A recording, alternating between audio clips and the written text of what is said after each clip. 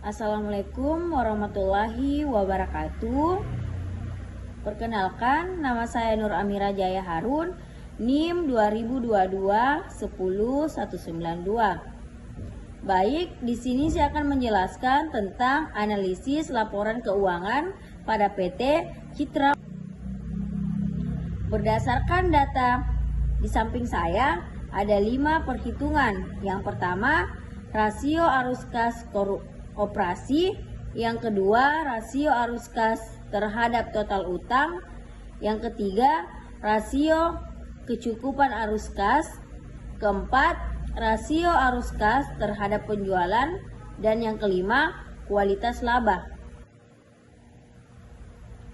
Arus kas operasi yaitu arus kas operasi dibagi kewajiban lancar sama dengan 800 dibagi 2 juta sama dengan 0,4%. Yang kedua, rasio arus kas terhadap total utang. Arus kas koperasi dibagi total utang sama dengan 0,17% atau 17%. Dan yang ketiga, rasio kecukupan arus kas. Arus kas operasi dibagi pengeluaran modal ditambah dividen ditambah utang jangka panjang dibayar sama dengan 0,8 atau 80%. Dan yang keempat, rasio arus kas terhadap penjualan. Arus kas operasi dibagi penjualan sama dengan 800 dibagi 6.500 sama dengan 12,3%. Dan yang kelima, kualitas laba. Arus kas operasi dibagi laba bersih 800.000 dibagi 700.000 sama dengan 1,14%. Interpretasi yang pertama, rasio ini menunjukkan bahwa arus kas operasi perusahaan mampu menutupi 40% kewajiban lancarnya. Nilai ini menggambarkan kemampuan perusahaan dalam memenuhi kewajiban jangka pendek dari aktivitas operasional. Kedua, rasio ini menunjukkan bahwa arus kas operasi perusahaan mampu menutupi 17% dari total utangnya.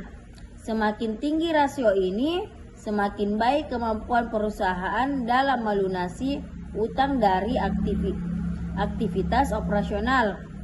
Yang ketiga, rasio ini menunjukkan bahwa arus kas operasi dapat menutupi 80% dari kebutuhan untuk pengeluaran modal, pembayaran dividen, dan pelunasan utang jangka panjang. Nilai ini menunjukkan kecukupan arus kas dalam mendukung kebutuhan investasi dan pembiayaan. Dan yang keempat, rasio ini menunjukkan bahwa setiap satu penjualan penghasilan rupiahnya 0,123 arus kas operasi.